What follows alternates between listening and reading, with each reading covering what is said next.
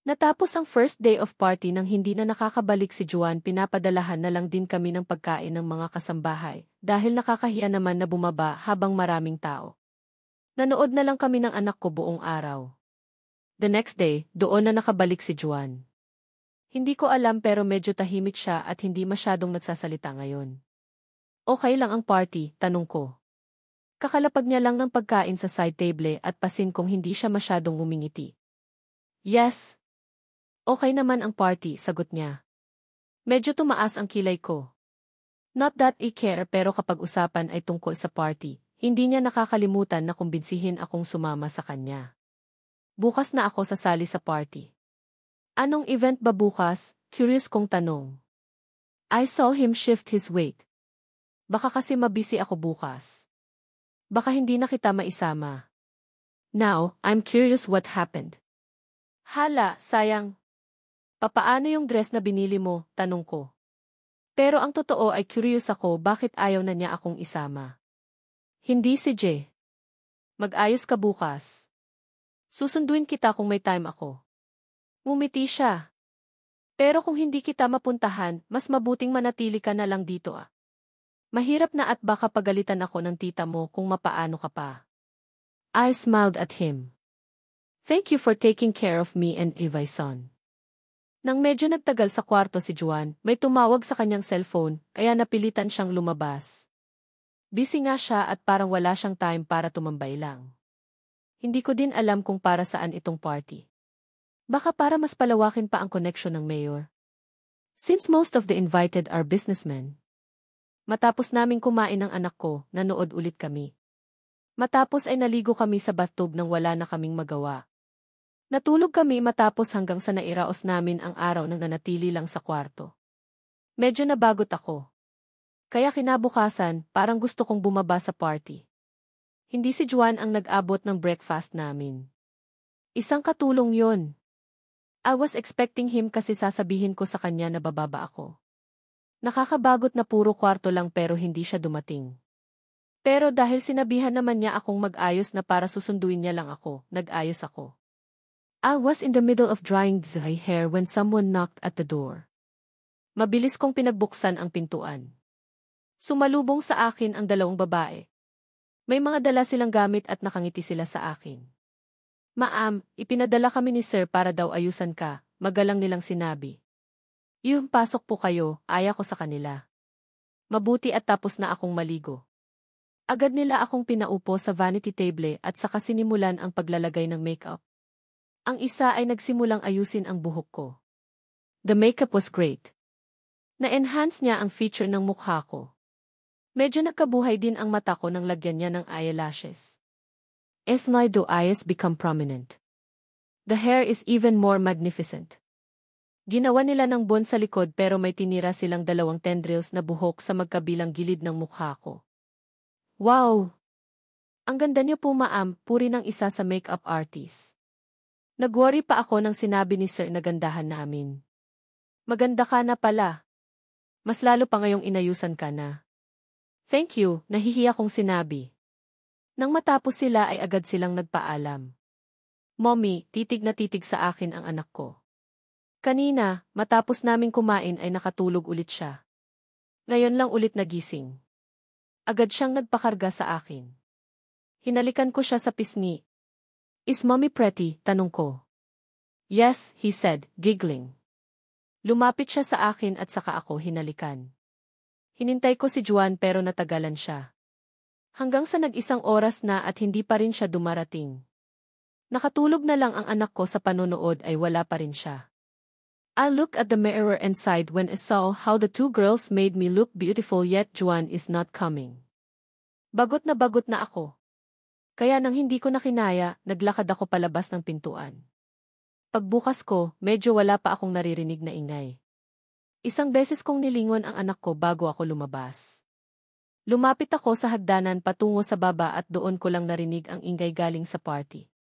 May ilang tao sa 2nd floor, nag-uusap-usap.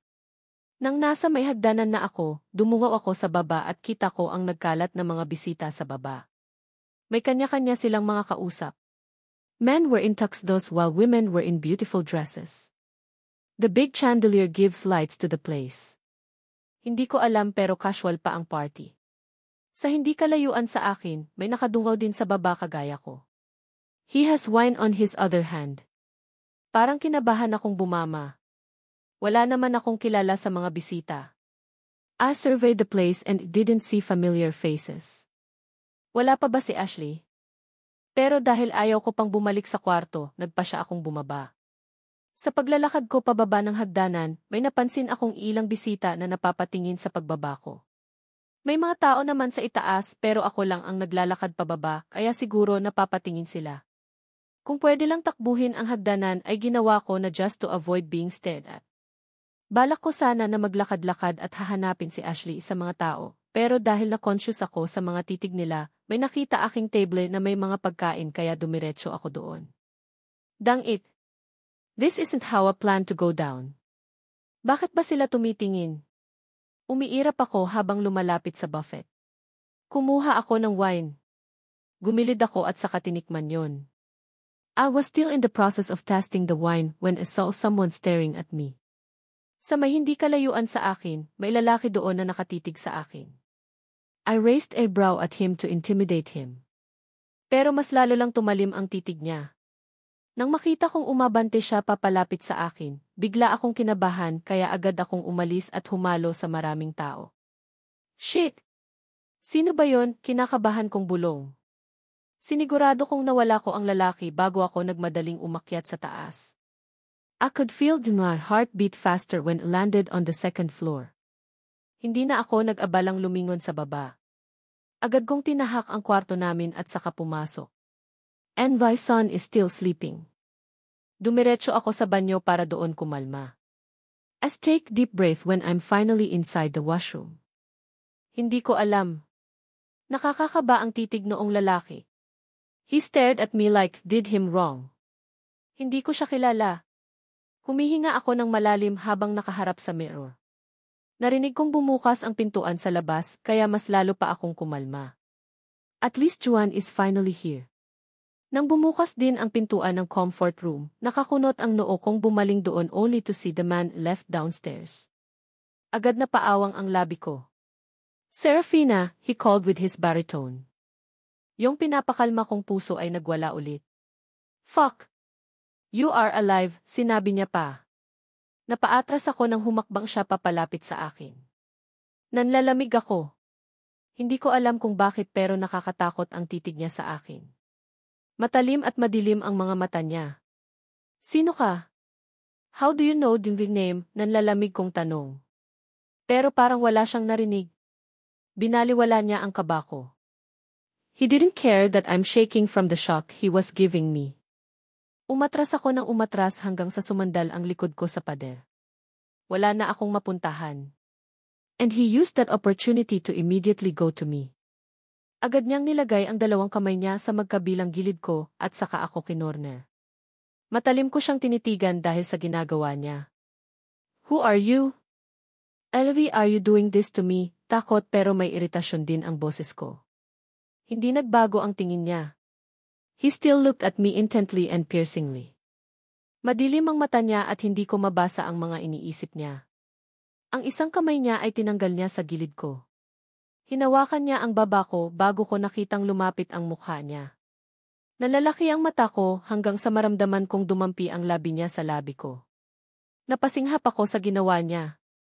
Akala ko ay dampilang ang gagawin niya pero hindi siya nasatisfy sa dampilang. Kinagat niya ang ibabang labi ko. Wala akong nagawa ng umawang ang labi ko. He then invaded my mouth thoroughly. His kisses are hungry and punishing. I could feel his tongue graze against mine. Napapikit ako at napakapit sa suot niyang tuksedo. Biglang nanlambot ang tuhod ko. Naramdaman niya siguro kaya pumalupot ang isang kamay niya sa bewang ko. Ang isang kamay na kanina ay nasa baba ko ay nasa likod na ng lig ko, deepening our intense kiss. Nang naramdaman kong kinakapos na ako ng hininga, tinulak ko siya. I heard him groan but he reluctantly left my lips. Bumaba ang halik niya sa leg ko habang humihinga ako ng malalim. I can't help not to moan. May pinupukaw siya sa katawan ko na hindi ko mapigilan. Who are you? I asked despite what he was doing to FV, he whispered. Hindi ko matanggap na ganito ang epekto nitong lalaki sa akin. Nalulunod ako sa sensation na ginagawa niya pero hindi ko matanggap na ganito lang ako kabilis bumigay sa lalaking to. I pushed him away. Hindi nga lang siya lumayo. Who are you? I demanded again. Eve. It's me, baby. I'm Alaric, he whispered sensually. Napakurap-kurap ako sa narinig. Naramdaman niyang tumigil ako sa pagtulak sa kanya, kaya huminto siya sa paghalik sa akin at saka ako tinitigan. I stared at his face. Sa kalagitnaan nun ay naramdaman kong umangat ako sa ere. Hinawakan niya ang pang-upo ko at ipinatong niya ako sa sink. He parted my legs and settled himself between me. Titig na titig ako sa mukha niya. You are Alaric, mahina kong tanong. Yes, baby. Fuck, mura niya. Bumaba ulit ang labi niya sa labi ko. This time, didn't protest. I tried to kiss him back even though I knew I couldn't match his kisses. I moaned when he bit the lower lip. Isang minuto pa ang lumipas bago niya ako tinigilan ng halik. He put his head on Isva's shoulder when he was done kissing me. Mahigpit ang hawak niya sa akin. What happened to you? He asked. His voice was hoarse. You don't remember me, bigong-bigo niyang tanong. I licked in my lips. No.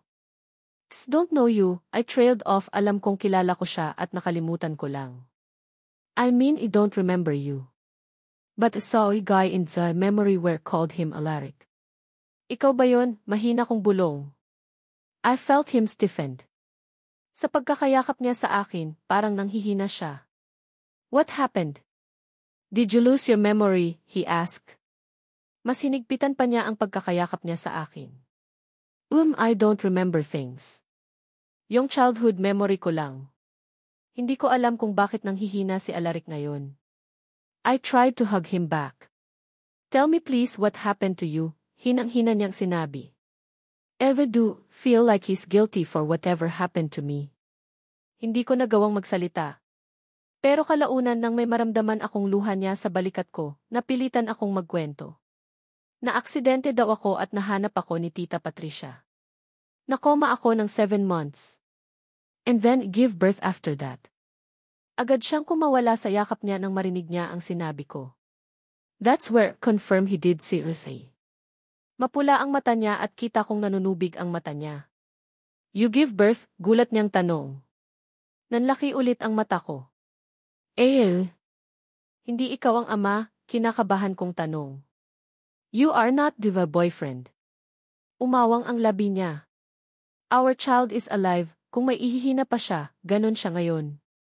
Nakahinga ako ng maluwag. He said ours. So he is the father. Yes. Nasa kama siya. Natutulog. I smiled at him despite him being so weak. Pinagmasdan ko siya ng mabuti. His aura is the same as the aura in the memory. The way he dresses is the same as how he dresses in the memory.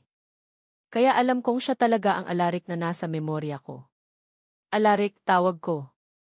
What's our baby name? Mahina niyang tanong. Levi. But din si Tita told me you left me after you got to know I'm pregnant kaya ang apelyido ko ang dala niya, nang hihinayang kong sinabi. Agad tumalim ang mata niya. Who said I left you? Nahimigan ko ang galit sa tono niya. Parang nakaka-offend ang sinabi ko. Sinabi ng Tita Patricia ko. You don't have tita who named Patricia, medyo iritado niyang sinabi. Nangunot ang noo ko. She said she's the mother sister, medyo nairita ko ding sinabi. Kasi naman, it's as if he's telling me Tita Patricia is a bad person. Your mother is an only child, Serafina. Wala kang tita sa side ng mama mo. Where's this Patricia you are talking about? Kanina lang ay halos manghina siya pero ngayon, napalitan iyon ng iritasyon. Nairita din ako dahil pinagbibintangan niyang sinungaling si tita. She can't be a liar. Ang bait-bait niya. No, you don't know what you are talking about. Tita will not lie to me. She's the only family I have now that these parents are dead. He immediately scoffed. Your parents are alive. Your sisters are alive. This Patricia is lying to you, final niyang sinabi. I glared at him but he didn't mind. I'll deal with her. Let me see my child now, he whispered before he left, feet on the floor. Hawak ni Alaric ang kamay ko, hinigit niya ako palabas. Diyon lang ata niya napansin na may nakahiga sa kama. Rinig ko ang pagsinghap niya nang makita niya ang may batang natutulog sa kama. Tumigil kami sa gilid. Tulog na tulog pa si Leve. He looked so cute and innocent while sleeping. Binitawan niya ang kamay ko. Matagal siyang napatitig sa anak ko. I saw the resemblance. Tama nga si Tita Patricia. Sa kanya nga nagmana ang anak ko. Ilang minuto lang na tumitig si Alaric. Nang masatisfy siya, lumuhod siya kay Levi at saka siya humalik sa noo niya. Hindi naman nagising ang anak ko. Alaric sighed deeply. Dumungaw siya ulit bago kinis ulit si Levi sa noo. I licked in my lips and suppressed a smile. Nasa ganon kaming posisyon nang biglang bumukas ang pintuan. Biglang nagmamadaling pumasok si Juan. Serafina, he called urgently. Juan, tawag ko. Lalapit na sana ako sa kanya nang bigla akong hinawakan ni Alaric sa bewang. He then pinned me to his front. Kita ko ang pagniwi ni Juan. Matalim ang titig niya sa kamay ni Alaric na nakapalupot sa bewang ko. What are you doing? Galit na tanong ni Juan kay Alaric. Hindi nagsalita si Alaric pero ramdam ko ang galit niya kay Juan. Nang hindi nagsalita si Alaric ay ako na ang kinausap ni Juan. Serafina, lumayo ka sa lalaking yan. Dito ka, utos niya sa akin. Kaso ay mas lalo pang humigpit ang kamay ni Alaric sa biwang ko. I tried to remove his hands on the waist but it didn't budge. He even groaned in annoyance because I tried to remove his hands. Bitawan mo si Serafina, galit ng utos ni Juan.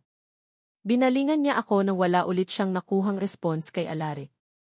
Kilala mo ba yan, Serafina? Tanong niya sa akin. Hindi agad ako nakasagot. I mean he is in the memory but don't know what kind of person he is. See? Hindi ka kilala ni Serafina kaya bitawan mo siya. Umalingaw-ngaw ang sigaw ni Juan. Napaawang ang labi ko. Juan, calm down, okay. Hindi ko siya matandaan pero I know someone Alaric in the memory. Siya daw yun, pamkalma ko kay Juan. As don't understand why he was so mad. Naalala mo lang na may kilala kang Alaric pero hindi natuloy ni Juan ang sasabihin. Shut the fuck up, galit na sapaw ni Alaric sa sasabihin ni Juan. Kung galit si Juan, mas lalo atang galit itong isa. Get the hell out of here before I strangle you to death, banta ni Alaric. Napalunok ako sa kaba. It didn't help that some people entered the room. Pumasok ang mayor at ang familiar na lalaki kahapon. What's happening here? Seryosong tanong ni Mayor. Juan glared at Alaric. Tito, si Serafina, ayaw niyang bitawan, turo niya kay Alaric. Hindi siya kilala ni Serafina pero pinipilit niya ang sarili niya kay Serafina, galit na sinabi ni Juan kay Mayor. Agad na naubo ang familiar na lalaki kahapon. I think his name is Cole Alvarez if I'm not mistaken. Please, he's been an asshole for 2 years. Let him alone with Serafina, makahulugan sinabi ni Cole. Narinig mo yon, Serafina? He's been an asshole. Layuan mo yan, si Juan sa akin. I heard Alaric groan in annoyance. Sinubukan kong alisin ang kamay niya sa akin. Pero mas lalo lang niyang hinigpitan Von. Boy, you got it wrong. Mas lalo lang yan lalala kong ihihiwalay mo sa kanya si Serafina. That's what I mean, seryosong sinabi ni Cole. Tahimik lang si Mayor at halatang hindi alam ang magandang gagawin. Do you know Dim Ferrer, Serafina? Kalaunan ay tanong ng Mayor. Natuptap ko ang labi ko. Hindi ko alam ang dapat kong sabihin. I know Alaric but not entirely. Naalala lang niya na may kilala siyang Alaric pero hindi niya alam kung anong klaseng tao siya, si Juan. Galit na galit siya kay Alaric. Hindi niya alam kung masamang tao ba siya o hindi. Hindi na ako nagsalita. Totoo din naman. I know Alaric but don't know if he was good to me or not. Akala ko, doon lang matatapos ang lahat pero hindi. Nalalaki ang mata ko nang biglang may pumasok na isa pang lalaki. Medyo nagtagal ang mata ko sa kanya. Kinikilala kong siya nga ba ang taong kilala ko. Magnus, mataas na boses kong tawag. Agad kong tinanggal ang pagkakahawak ni Alaric pero hindi ko natanggal. Let me go, utos ko kay Alaric. I glared at him when he didn't let me. Alaric shook his head. He then kissed me on a temple. No, baby. You're not going with that man, he whispered. Oh, do you know this man, Serafina? Tanong ni Mayor. Hindi ako nakasagot pero narinig kong sumagot si Magnus. I know her, maikling sagot ni Magnus. Sinusubukan ko pa ring tanggalin ang kamay ni Alaric sa bewang ko at hindi ko nga matanggal. I'm getting frustrated. So do you know Gaiva she got into an accident? Na-amnesia siya at wala siyang maalala. Nephew here is angry kasi pinipilit daw na sumama nitong si Fair, si Serafina, kahit hindi naman siya nito naaalala, sinabi ng Mayor. Kumunot ang noo ni Magnus sa amin. Tumigil ako sa ginagawa kong pagtanggal sa kamay ni Alaric. Magkaaway po ang pamilya ni Serafina at ni Fair. Kaya na-aksidente si Serafina ay dahil sa mama niya, tukoy ni Magnus kay Alaric. What? Para akong binuhusan ng tubig sa narinig. I know Magnus. He is my best friend. Hindi siya magsisinungaling sa akin. Almost immediately, tumalim ang mata sa amin ni Juan. Kita mo na. Sila pala ang may kasalanan, Serafina. Layuan mo yang lalaking yan. Nanlalamig ang kamay kong tinatanggal ulit ang kamay ni Alaric, pero masyado pa niyang hinigpitan ang pagkakahawak niya. Please, baby. I'll not let you away this time, he said. His eyes are bloodshot yet his voice is so weak. Umiling ako. Let me go. Kakausapin ko si Magnus, sinabi kong nagmamakaawa. Pero doon na napigtas ang pasensya ni Alaric. Hindi ko alam pero nandilim ang mata niya nang sinabi kong kakausapin ko si Magnus. Alaric glared at them. Get the fuck out of here, he demanded. Nilagay niya ako sa likod niya at feel ko, kung hindi pa sila susunod ay lalapitan niya sila para manuntok. Cole immediately whispered something to the mayor. Agad dumango ang mayor at saka hinawakan si Juan para palabasin. Cole then taps Magnus' shoulder. Let them be. You don't know their story, malamig na sinabi ni Cole. Umalis na si mayor at si Juan. Magnus clicked his lips. And whose fault have I have to leave her ha? Malamig din na sinabi ni Magnus. As don't understand what they're saying. Do not make me say it again. Get the fuck out of here, napigtas na sigaw ni Alaric. Natameme ako kahit gusto kong pigilan si Magnus na umalis. Naluha na lang ako nang lumabas si Cole at Magnus. Sinara ni Cole ang pintuan, leaving me alone with this angry Alaric. Umatras ako nang lumingon siya sa akin. Nanlaki ang mata niya. He then looks at me painfully. Napaupo ako sa kama nang lumapit siya.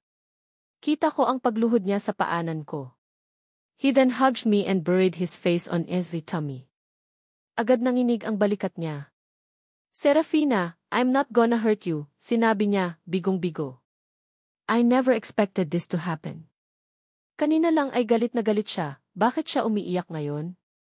And F don't know what is it but his pain is causing me pain as well. Nanginig ang labi ko. I'm sorry. I don't remember anything. Hindi ko alam kung sino ang susundin ko, guilty kong sinabi. But is it true? The reason for the accident is your mother. Yes, it's true.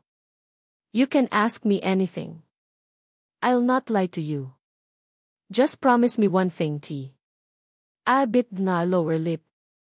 What is it? Don't tear aside to get away from me. I've been miserable for 2 years. Don't make it too hard for me, T. Nanghihina niyang sinabi. It made me wonder then what happened to him the 2 years Isa was gone. Matagal bago tumayo si Alaric. Nanatili siyang nakaluhod sa baba habang nakayakap sa akin. Nasa tiyan ko ang mukha niya. It's probably 20 minutes when he rose up and sat beside me. Are you okay? Tanong ko. He smiled at me. So you remember Magnus? Tanong niya. Umuso ako. Well, he's in my childhood friend. Yung childhood memory ko lang ang natatandaan ko ngayon kaya. How about me? You don't remember me? I could hear the sadness in his voice. I remember eating with you. It's just a snap. And I couldn't clearly see your face in that memory. I'll look him in the eyes. I just know I called that man in the memory Alaric. He sighed. Pinatayo niya ako at agad ding pinaupo sa kandungan niya. Nakaharap ako sa kanya. Pumalupot ang kamay niya sa likod ko. Agad niya akong pinatakan ng halik sa labi. Nanlamig ang tiyan ko. I do love his kiss, but what heard from Magnus shifted something in me. I am in doubt. Can you refrain from doing this? Seryoso kong sinabi. I don't remember things related to you. Ayokong magpadalos-dalos. Kung totoo nga nakilala kita, hayaan mo lang na bumalik sa akin ang alaala ko. Hinawi ko ang pagkakahawak niya sa akin pero hindi ko matanggal. Nairita agad ako. Please. I'm not going anywhere. Stop being so clingy. Hindi pa kita lubusang naaalala. Umawang ang labi niya. Serafina, we've been like this even before. I'm the father of Levi. Please don't do this to me, baby. I've been missing you for 2 years, T. Nabasag ang boses niya. Isa ay forcefully pushed his hands away at nagawa ko rin. Mukha rin siyang nanghihina kaya siguro nagawa ko. Agad akong umalis sa kandungan niya at saka tumayo sa harap niya. I also suffered for 2 years. I had to undergo therapy kasi hindi ako makalakad. Ngayon na nalaman kong kagagawan pala ng mama mo ang aksidente, how am I going to trust you? How should I know you're not involved in the accident?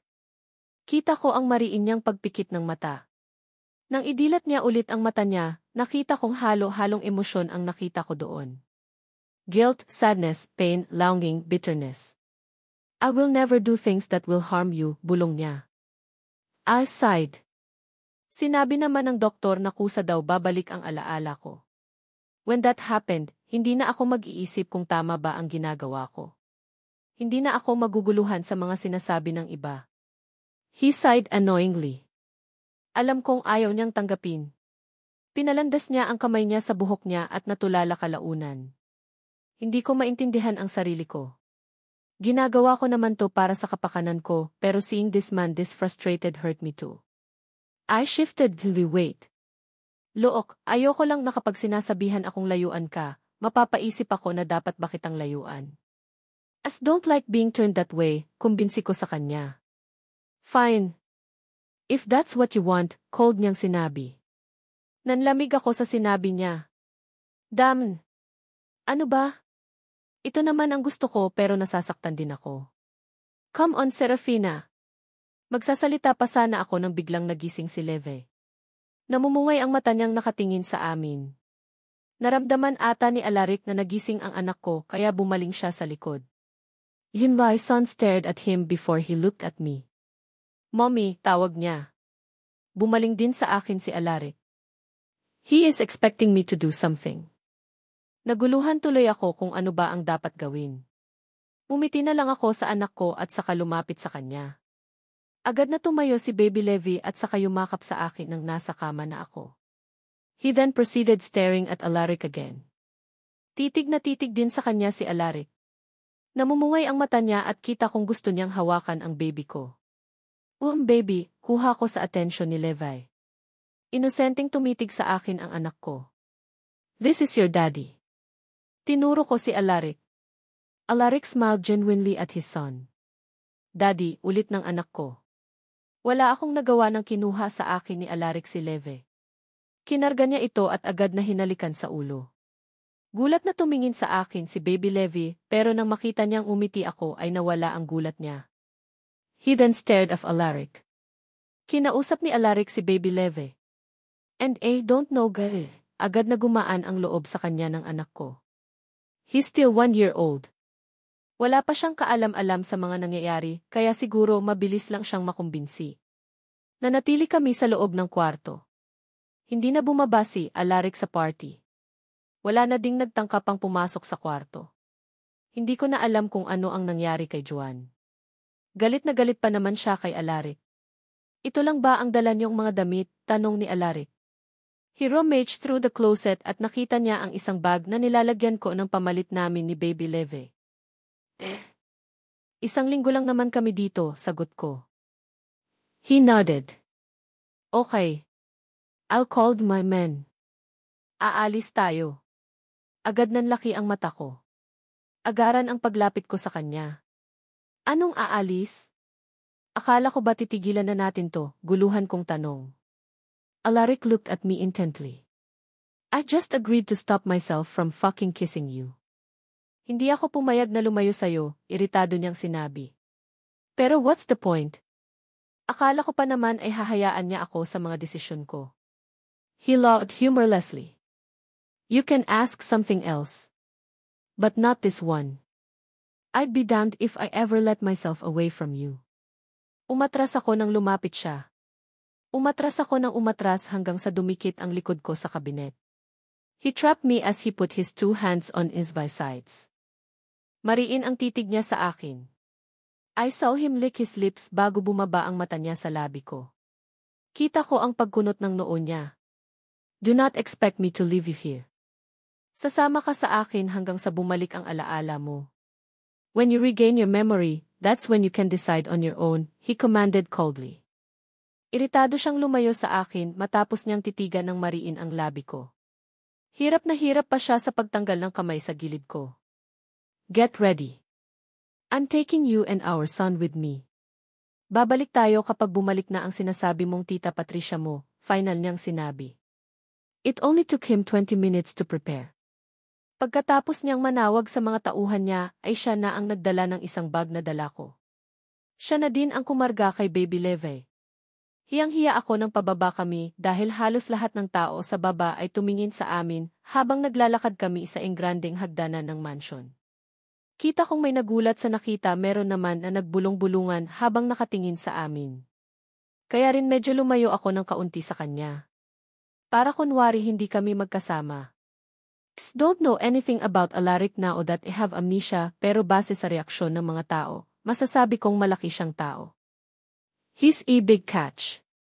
Nang nasa labas na kami, may kotseng naghihintay sa amin. May nakalagay ng baby car seat for Baby Leve.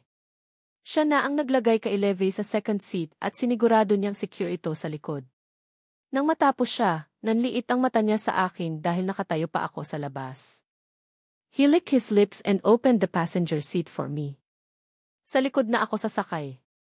Sasamahan ko si Baby Leve, hamon ko sa kanya. Nakikitaan ko kasi ang mukha niya na parang nang iinis. Tumaas ang isang kilay niya. Our son is secured. I need his mother beside me, he said seriously. Pero may kutob akong naglalaro lang siya pero parang hindi rin. Umirap ako bago ako sumakay. Titig na titig siya habang lumalapit ako. I saw his side lips rose up for the smirk pero agad din siyang nagseryoso kaya hindi ako sure sa mga nakikita ko. Nang maisara niya ang pintuan sa gilid ko, saka lang siya umikot para sumakay ng driver seat. Bumaling ako sa likod at nakita kong may nilalaro ang anak ko kaya tahimik siya. Umandar ang kotse nang makasakay si Alaric. Pinagmasdan ko ang paglayo namin sa bayan. For 2 years this has become my home. It's kinda hard to leave it now. Saan mo kami dadalhin? Kalaunan ay tanong ko. Wala nang kabahayan ang makikita sa labas kaya na-bored akong tumitig sa labas. Titig na titig siya sa daanan.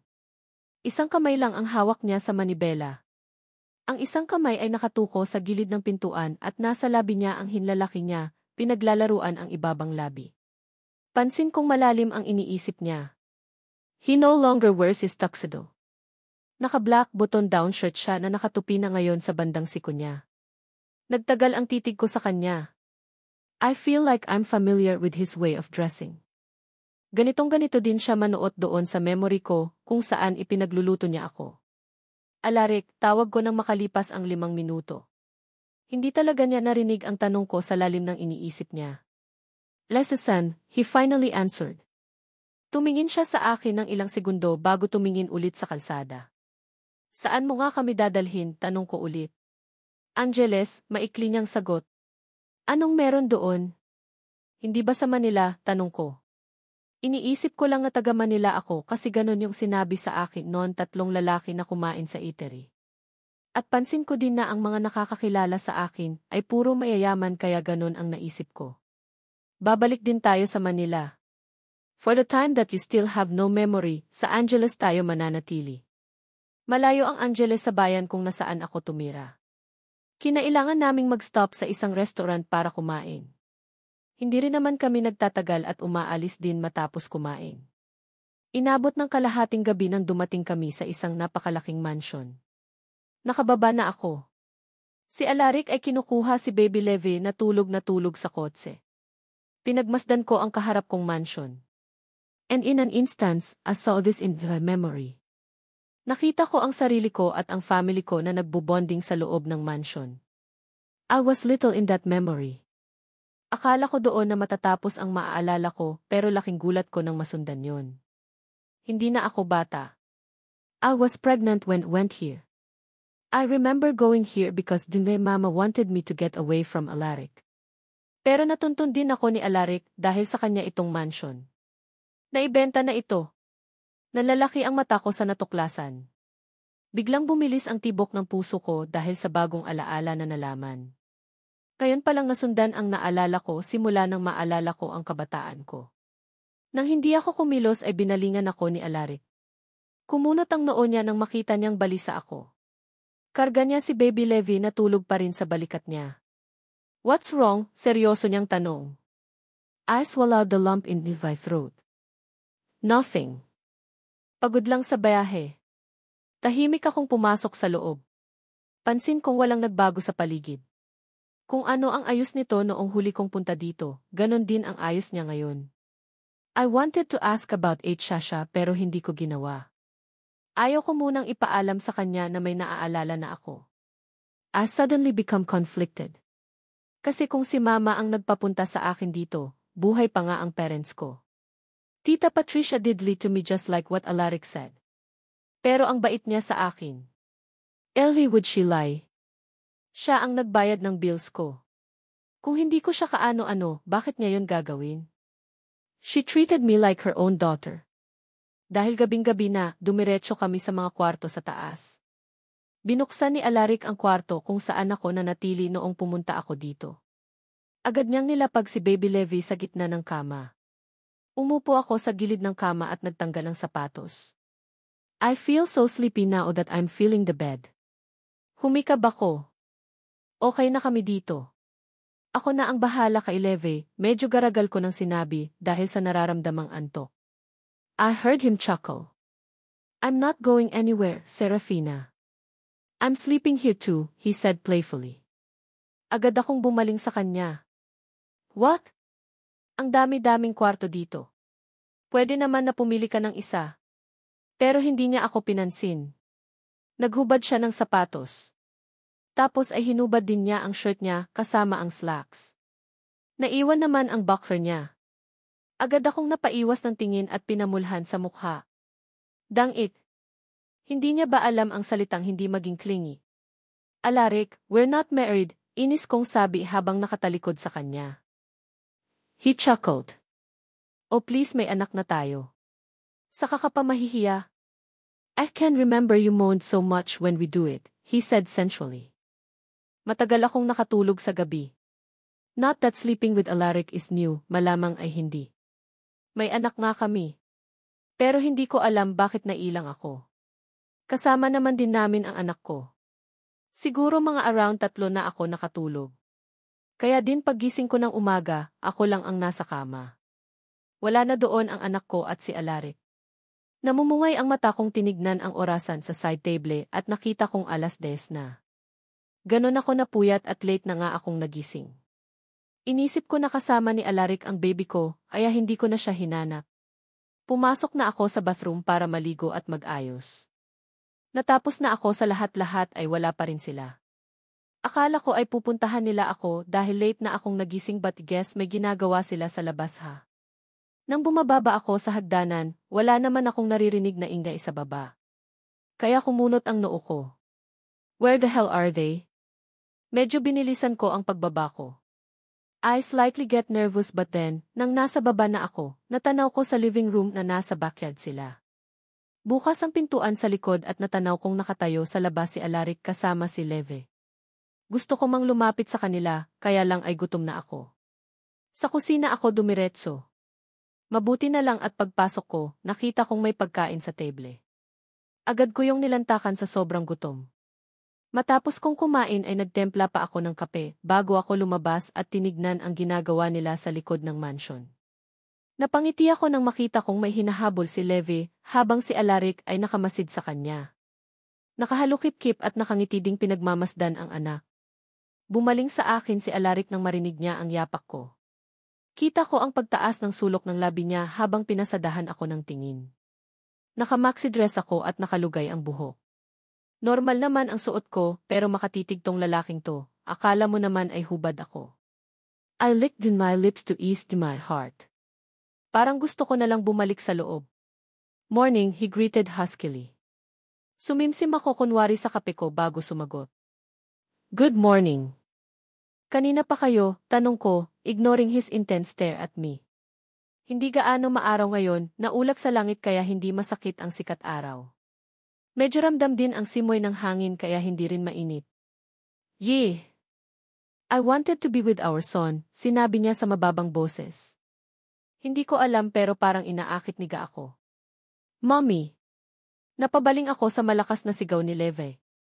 Agad siyang tumakbo papalapit sa akin nang makita niya ako. Tumatawa siya at makikita mong masaya siya sa nangyayari. Mommy, utter jolly. May tinuro siya sa banda niya kanina. Tuwang-tuwa siyang nagkukwento sa akin. Hindi ko tuloy maiwasan na matawa. Lumuhod ako sa kanya para magpantay kami. I kissed my son on his cheeks while he's still trying to show me something. Naramdaman ko din kalaunan na lumuhod si Alaric sa likod ni Levi. He immediately hugged our son and kissed him on his head. He was chasing a butterfly, kwento niya. Namumungay ang mata niya habang nakayakap kay Levi at habang nakatitig sa akin. Isang minuto lang nanatili si Levi at agad ding tumakbo papunta sa kung nasaan siya kanina. Hinahanap niya ulit ang butterfly na hinahabol daw niya kanina pa. Umupo ako sa trimmed na grass at agad na sumimsim ulit ng kape.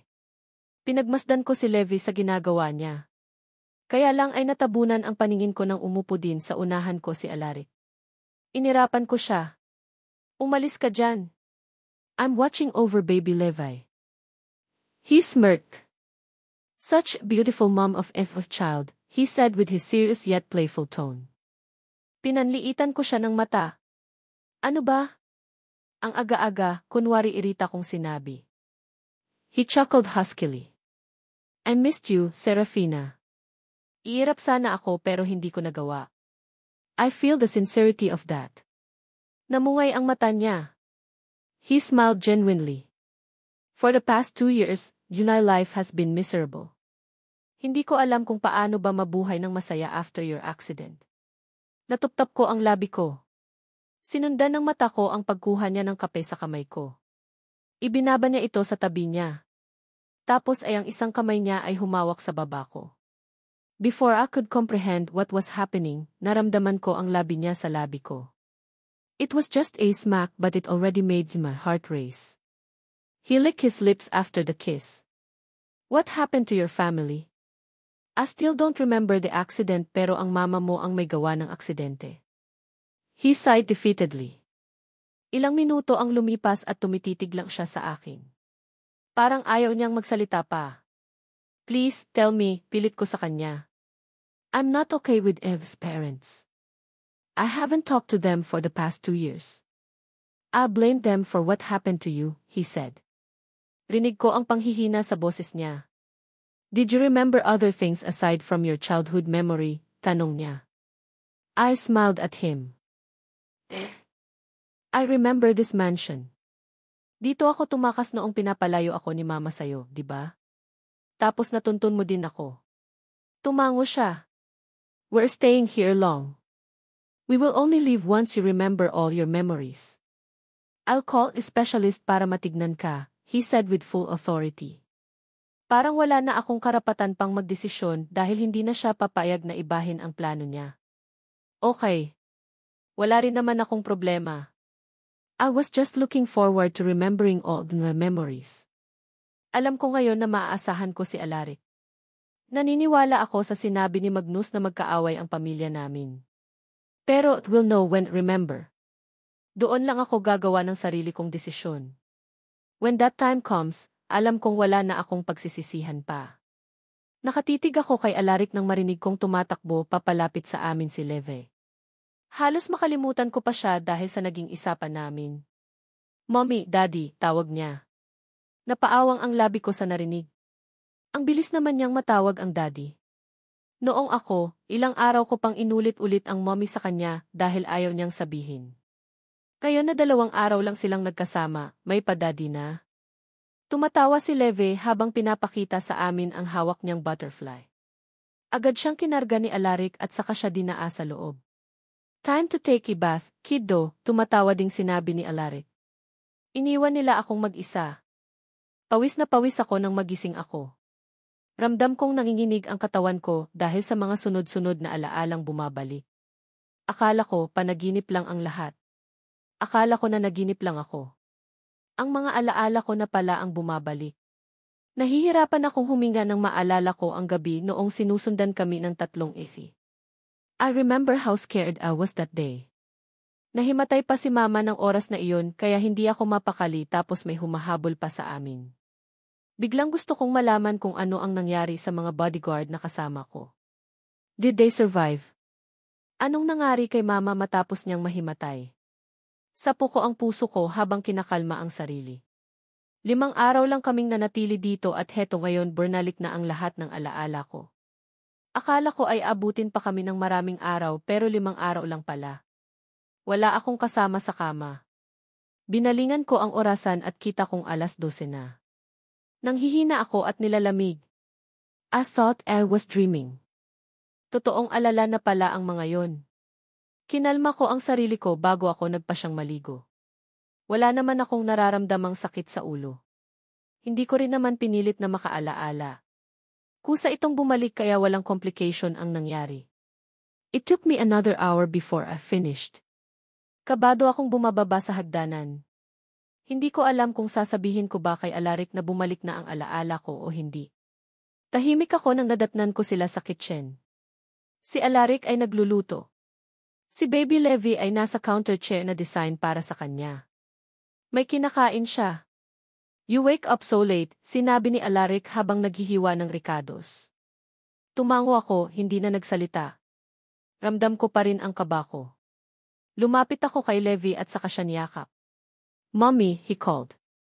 I kissed him on his head. Nagpatuloy lang siyang kumain nang maramdaman niyang hinalikan ko ang ulo niya. Umiti si Alaric sa amin ng anak ko bago siya nagseryoso ulit sa ginagawa niya. Malamig na ang almusal mo. Hintayin mo na lang to, malapit na akong matapos, seryoso niyang sinabi. Okay, mahina kong sagot. Ilang minuto ang lumipas nang walang nagsasalita. And the mind is conflicted too. There's a part of me that wanted to just blurt out that already gained the memory and there's also the part of me who wants me to shut up for a while. Can we meet Tita Patricia today? Kalaunan ay basag ko sa katahimikan. Timingin muna sa akin si Alaric bago ibinalik ang mata sa ginagawa. If that's what you want, we will do it, T. Now that I remember all, totoo nga na walang kapatid si Mama na Patricia. She's an only child kaya malabo yun. Now, I just want to know God, Tita lied to me. I want to know the reason behind it. Alam ko naman na mabait siya. She helped me even though we don't know each other kaya curious ako sa rason niya. Matapos naming mag-lunch, mabilis kaming nag-ayos para bumalik sa bayan kung nasaan ako nanatili. Basif tansya ko gagabihin kami pagdating doon. Baka magpalipas kami ng gabi sa loob ng kotse o pwede din na mag-hotel muna. Bahala na. Agad kaming tumulak pagkatapos. The drive is quiet. Lumilipad ang utak ko sa mga bagay-bagay. What happened to Jinvay family these past 2 years? Did get fired? Pero malamang tanggal na ako sa trabaho. 2 years akong wala. Pero those 2 years inakala ba nilang patay ako? Sa dami ng iniisip ko, hindi napapanatag ang puso ko. Nakatulugan ko pa ang maraming iniisip. Paggising ko, hindi pa kami dumarating sa pupuntahan namin. May napansin akong pagkain sa tabi ko. It's a drive-thru foods. Hindi ko na namalayan ang pag-order niya. Nang mapansin ni Alaric na gising na ako, bigla siyang huminto. We should eat. Mabilis kaming kumain. Pagkatapos ay inasikaso ko pa si Baby Levi bago kami tumuloy ulit. Tama nga ang hinala ko, gabi na kami dumating. Dumiretso kami sa isang maliit na hotel hindi kalayuan sa bayan. Doon kami nagpalipas ng gabi. Kinabukasan, kabado akong naglalakad papalapit sa bahay. Karga ni Alaric ang anak ko at nahuhuli silang maglakad. Hoy, si Serafina! Bumalik na, rinig kong sigaw ni Aling Jenna. Bigla akong nanlamig. At dahil magkakalapit lang ang bahay dito, agad na nagsilabasan ang mga taong nakarinig kay Aling Jenna. Ang lakas pa ng pagkakasigaw niya. Mabuti na lang ay malapit na ako sa bahay kaya agad akong pumasok. Nakita ko si tita na nakaupo, kasama niya si Tito James. Kumakain pa sila ng agahan. Tita, tito, bati ko sa kanila. Agad na bitawan ni tita ang kubyertos at napatayo para pumuta sa akin. She immediately hugged me tight. Saan ka galing? Hindi ako sinasagot ni Juan kung nasaan ka, worried na sinabi ni tita. Hindi pa ako nakakasagot nang marinig kong pumasok si Alaric. Natigilan si tita sa maraming sasabihin. Ilang segundo ang lumipas na tahimik ang lahat. Tita, si Alaric. Ang papa ni Baby Levi, pakilala ko kay Alaric. Bahagyang napaawang ang labi ni tita. Hindi ko alam kung saan ba siya nagulat. Dahil may kasama akong lalaki o dahil finally nakilala na din niya ang ama ng anak ko. Narinig ko na ang mga boses ng kapitbahay namin na papalapit. As much as possible, ayaw ko pa sana silang makausap pero wala akong nagawa ng isa-isa silang pumasok sa loob. Serafina, saan ka pumunta? Gulat na tanong ni Aling Jenna. At sino itong gwapong kasama mo? I forced a smile. Si Alaric po. Ang papa ni Levi, pakilala ko. Wala akong nagawa nang dinumog kami ng kapitbahay. Lahat sila ay curious kung nasaan ako noong wala ako. I tried to tell them the truth. Yung iba ay si Alaric na ang sumasagot sa mga tanong nila. Ang gwapo mo naman. Kaya pala ang gwapo din itong inaanak namin, tumatawang sinabi ni Aling Jenna. It took me 2 hours bago ko nagawang kausapin si tita ng kami lang. Nasa labas kami, walang kasama. Tita, nakaalala na po ako, panimula ko. Base na rin sa mga sagot ko kanina sa mga kapitbahay, mahahalata mong may naalala na ako, kaya rin hindi na nagulat si tita. Salamat po sa ginawa nyo, sa pag-alaga sa akin at kay Baby Levi kahit hindi mo kami kaano-ano. Umiti ako kay tita. Tita smiled sadly. Alam mo, Serafina, minsan na din ako sa sitwasyon mo. Napadpad ako dito at halos walang tumulong dahil sa hirap ng buhay. Buti at si Tito James mo nagmalasakit at tinulungan ako kahit hindi niya ako kilala. Minsan na din akong walang maalala. Mahirap dahil wala kang alam. Kaya nang marinig ko ang tungkol sayo, kahit mahirap ay inako ko na ang pag-alaga sayo, naluluhang sinabi ni tita. Pasensya kung may mga kasinungalingan akong nasabi. Ginawa ko lang yon para mapanatag ka. Mahirap magtiwala kapag wala kang maalala. Naluha ako kay tita. Hindi ko napigilan at niyakap ko siya. Thank you, tita. Utang na loob ko po sa inyo ito. Babayaran ko po ang lahat ng nagastos nyo sa pampagamot sa akin. Hindi na kailangan, Serafina. Umiling ako. Hindi po papayag si Alaric. Baka nga po nabigay na niya kay Tito James ang pera. Sinabi ko dahil alam kong yon ang plano ni Alaric.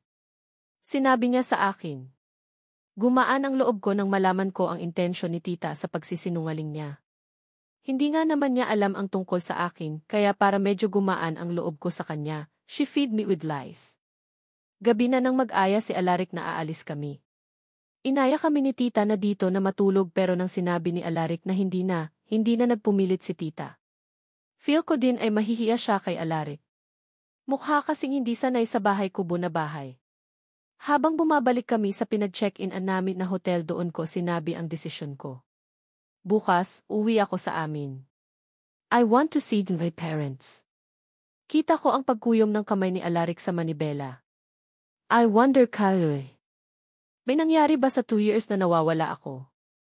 The next day, matapos naming mag-almusal ay sinubukan kong maghugas ng plato. Kahapon ay iniwan ko lang ang kinainan ko kaya si Alaric na ang naghugas. Malay ko ba kasing kami pala ang gagawa ng gawaing bahay? Hindi ko na tinanong kung nasaan na si Ate Shasha. Kaya ko naman maghugas. Sinasabon ko ang mga pinagkainan namin nang maramdaman kong lumapit si Alaric. Binaba niya sa sink ang baso niyang pinag-inuman niya ng kape. Mumuso ako nang magdikit ang braso niya at ang braso ko. Ang laki-laki ng space, pero makadikit naman to. Should we hire house help? Tanong niya. Marunong na akong gumawa ng gawaing bahay, sagot ko. Do napilitan lang naman ako dahil lahat ng tao sa bayan ay marunong kaya akala ko karunong din ako. It doesn't matter if you know. Ayaw ko na napapagod ka. I should hire Shasha again. Palihim akong ngumiti sa pag-iisip niya sa kapakanan ko. Get ready after this. Aalis tayo, baritonong sabi niya. Aalis? Saan tayo? Agad akong lumingon sa kanya ng sagot pero hindi niya ako binigyan ng sagot. He chuckled. You'll see. Iniwan na niya ako matapos noon. Umiirap akong naghugas ng pinggan. Napaisip tuloy ako kung saan ba kami pupunta. Kaya nang matapos akong maghugas, agad akong pumunta sa kwarto para mag-ayos. Pagpasok ko sa kwarto, nakaayos na ang mag-ama. Naabutan kong binubutons ni Alaric ang polo shift ni Leve. Maliligo lang ako, mabilis kong paalam. Alaric chuckled. You ha? Take your time. We're not in a hurry. Mabilis akong pumasok sa bathroom at agad na naligo. Matapos ay doon na rin ako nagpatuyo ng buhok sa loob.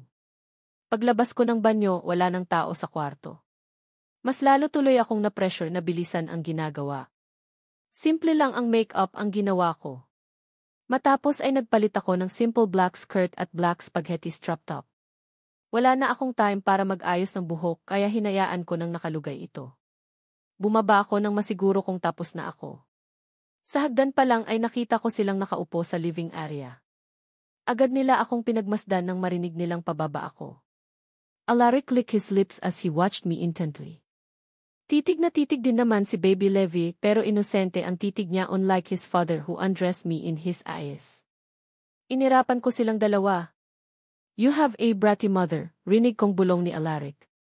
Huwag mo yang tinuturuan ng walang kwentang bagay. Pinanliitan ko ng mata si Alaric. He only smirked at me. Agad silang tumayo nang nasa tapat ko na sila. Sumunod ako sa kanila. Dumiretso na kami sa labas. Nang makita kong pinapasok ni Alaric si Levy sa kotse, ako na ang nagsara ng pintuan. Nang palapit ako ay sakto namang natapos si Alaric kay Levy kaya nagawa niya akong pagbuksan. Malagkit na naman ang mata niya sa akin. Stop looking at me like that. Inirapan ko siya. He immediately let out laugh. Don't know what you're talking about, sinabi niya habang tumataas na ang kilay. You're looking at me as if you're undressing me, gigil kong bulong. Tumaas ang sulok ng labi niya. Oh, you don't know how much I'm suppressing myself not to touch you.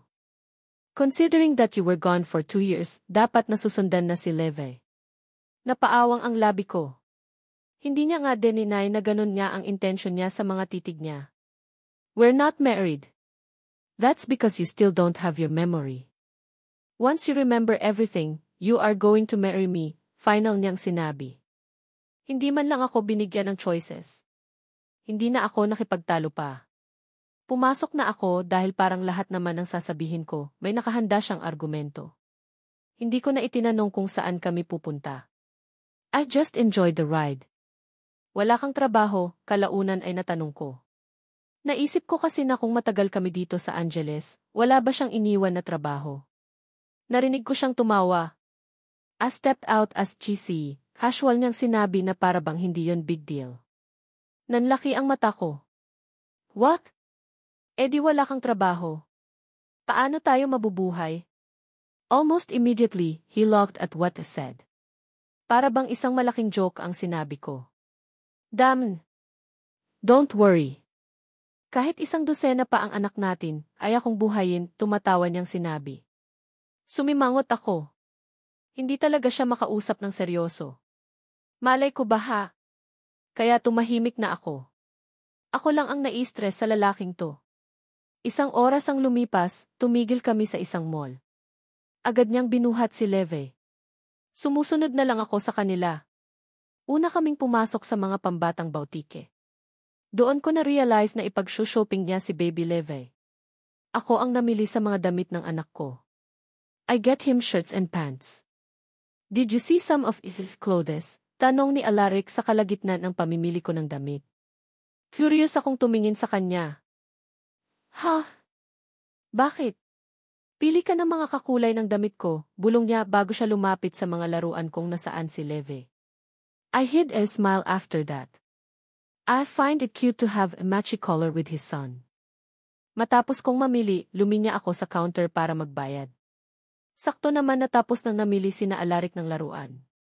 Nangunot nga lang ang noo ko nang makita kong may nakasunod sa kanilang babae. You have cute son, sir, kinikilig na sinabi ng babae. Alaric, tawag ko. Hindi ko intensyon na tunog galit pero parang galit ang boses ko. We're coming, baby, tumatawang sinabi niya. Umatras ang babae nang marinig niya ang sinabi ni Alaric. Bumaling ang babae sa akin ng ilang segundo bago umalis. Kinuha ni Alari ang mga pinamili ko at nilagay niya sa dala niyang cart na puno na ng laruan. Siya na ang nagbayad. Na dapat lang din kasi wala naman akong pambayad. Matapos niyan, akala ko uwi na kami. Ako pala ang ipag-shopping matapos ni Baby Leve. Nakaupo lang silang dalawa sa upuan ng pinasukan namin na boutique habang hinihintay nila akong mamili. Elvis, don't you tear aside the clothes, suggest ni Alaric nang makita niyang nahihirapan akong pumili. Kaya yon ang ginawa ko. Lumabas ako ng fitting room nang matapo kong masuot. I was wearing a red satin dress that fitted on my body. Wala naman akong plano na bilhin yon. Sinukat ko lang kasi ang sexy tignan. Paglabas ko, agad na pumalakpak ang anak ko. Pero agad na dumilim ang mata ni Alaric. He licked his lips. Nangungunot ang noo niya. Hindi bagay, seryoso niyang sinabi. Umirap ako. Hindi daw. Gusto nga ni Baby Leve. Tinaasan ko siya ng kilay ng hahamon. He's a child. I know things, suplado niyang sinabi. Inirapan ko siya. Ang sabihin mo, wala ka lang taste, panunuya ko bago pumasok sa loob ng fitting room. Binilisan ko ang pamimili nang makaramdam ako ng gutom. Pansin ko ang pananahimik ni Alaric simula nang sinabi ko sa kanya ang gusto kong gawin. Dumiretso siya sa banyo pagdating namin sa hotel. Nang lumabas siya ako ang pumalit para maligo. Paglabas ko, nadatnan ko siyang nakaupo sa dulo ng kama. Nakatuko ang dalawang kamay niya sa tuhod at hawak niya ang ulo niya. Mukhang malalim ang iniisip niya. Kita ko sa gitna ng kama na tulog na si Leve. Nang marinig ako ni Alaric ay tumuwid siya ng upo. He looked troubled. Bumalik na ang mga alaala ko, sinabi ko habang lumalapit sa kanya. Bahagyang umawang ang labi niya. Akala ko ay may sasabihin pa siya pero hindi yon dumating. Nang tinapik niya ang hita niya, alam kong gusto niya akong maupo sa kandungan niya. Nag-alanganin ako kung upo ba ako doon pero wala na akong magawa nang higitin niya ang kamay ko at pinaupo niya ako sa kandungan niya. Since when do you remember everything? Should we go to the specialist? Mababang boses na tanong niya. Umiling ako. Okay naman ako. Walang masakit sa akin. Kaninang umaga paggising ko, pawis na pawis ako dahil doon pero okay naman ang pakiramdam ko. Hindi siya nagsalita. He just kissed my temple. Nakagilid ako sa kanya habang kandong niya ako at nakaharap sa kanya ang temple ko. May nangyari ba sa pamilya ko sa 2 taon na pagkawala ko? Mahina kong tanong. He sighed heavily. I don't know. They refused to have a conversation with me. Wala akong balita sa kanila, may nag-aalinlangan sa boses niya. Kinabukasan, pansin kong ayaw ni Alaric na bumalik ako sa bahay. Alam ko na gusto niya kaming manatili na lang sa Angeles, pero hindi niya ako pinigilan. Tahimik lang siya habang naghahanda kami pabalik ng Manila. Ilang oras ulit ang aabutin para dumating kami ng Manila. Mabilis sana kung kumuha kami ng flight pero hindi na pumayag si Alaric. I feel like he wants to prolong it through driving. Pinagbigyan ko siya kasi pati ako ay kabado din. Humihinto lang kami kapag kakain, kapag maggagas, kapag mag-fare at kapag kailangan kong asikasuhin si Leve. Sa paglapit namin sa Manila, parang mas lumalala ang pananahimik ni Alaric. And after some hours of driving, dumating din kami. Kumakalabog ang puso ko nang tinatahak namin ang kalsada papunta sa amin. Nang huminto ang kotse sa labas ng bahay, kabadong-kabado ako. Walang pinagbago ang bahay. Ganun pa rin ang ayos niya. Walang tao sa labas na mas mabuti. Kailangan ko atang kumalma dahil sa bumibilis ang paghinga ko. Are you okay? Si Alaric nang makita niyang humahawak ako sa dibdib ko. Yeah, I'm fine. I just need to calm down before I go inside. Nanatili kami sa loob ng 10 minuto hanggang sa nagpasya akong kaya ko nang pumasok. Nauna na akong pumasok sa bahay habang kinukuha pa ni Alaric si Baby Levi sa kotse. Pinihit ko ang doorknob at laking gulat ko nang bukas yon unti-unti kong binuksan ang pintuan. Unang tumambad sa akin ay ang sala. Naroon sina Serenity, Scarlett, Papa at si Tito Lucas. Sa kusina naman ay si Mama at Tita Isabella. Agad nagtama ang mata namin ni Mama dahil nakaharap siya sa pintuan. Kita ko ang panlalaki ng mata niya. Agad niyang nabitawan ang hawak niyang kutsilyo. Serafina, gulat na gulat niyang tawag. Pagkarinig nila kay Mama, lahat sila ay bumaling sa pintuan. Halo-halong singhap ang marinig ko sa kanila. Dahil sa sobrang gulat, walang nakapagsalita. Mama, gulat ko ding tawag.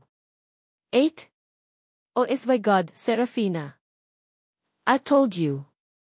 She's alive, si Serenity. Unang tumayo si Papa at agad na lumapit sa akin. Gulat na gulat din siya pero niyakap niya ako ng mahigpit. Matapos kay Papa ay biglang yakap na ako ni Serenity at Scarlett. I heard Mama TV say. Nakaka-overwhelming ang lahat kaya halos hindi ko masundan ang nangyayari. Huling yumakap sa akin ay si Mama na nag-hysterical sa pag-iyak. I thought you were dead, hagulgol niya habang mahigpit niya akong yakap. Where did you go? Tanong niya pa. I'm alive. I'm sorry ngayon lang ako bumalik, naiiyak ko ding sinabi. Mahigpit ang yakap sa akin ni Mama. Sa pagka-overwhelmed ko, nakalimutan kong may kasama pala ako. Natauhan lang ako nang biglang narinig kong nagmura si Tito Lucas. Mabilis akong lumingon sa pintuan. Pumasok si Alaric buhat si Baby Levi. Hinarangan siya ni Tito, nakahawak siya sa kwelyo ni Alaric. Kita kong unti-unting naluha ang anak ko hanggang sa umiyak siya. Yumakap siya ng mahigpit kay Alaric habang lumalakas ang iyak niya.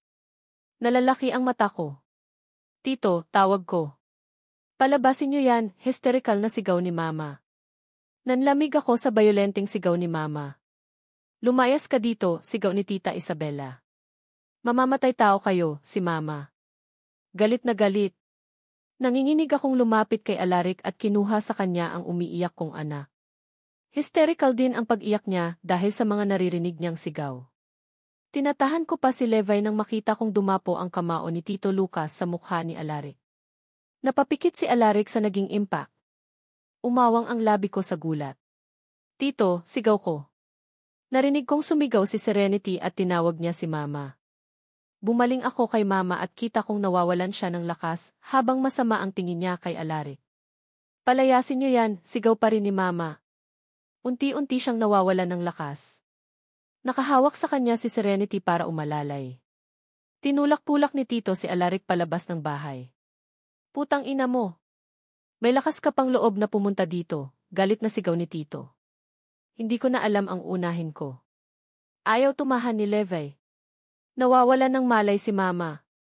Si Alaric ay binubugbog ni Tito. Nasa malapit ako ng pintuan. Kaya kita kong tumama pa ang isang suntok ni Tito kay Alaric. Mariin na napapikit lang si Alaric. Hindi siya nanlalaban. Sumingah pa ko nang makita kong dumugo ang labi ni Alaric. May dumaloy na sakit sa puso ko dahil sa nakikita. Lalabas na sana ako nang marinig kong tinawag ako ni Mama. Lumayo ka sa lalaking yan, humagahulgol na sinabi niya. Hindi ako nakalabas. Nang pumasok si Tito, hinawakan niya ako sa braso at pinapasok. He then slammed the door as he locked it. You are not going with that bastard, maotoridad na utos ni Tito. Daddy,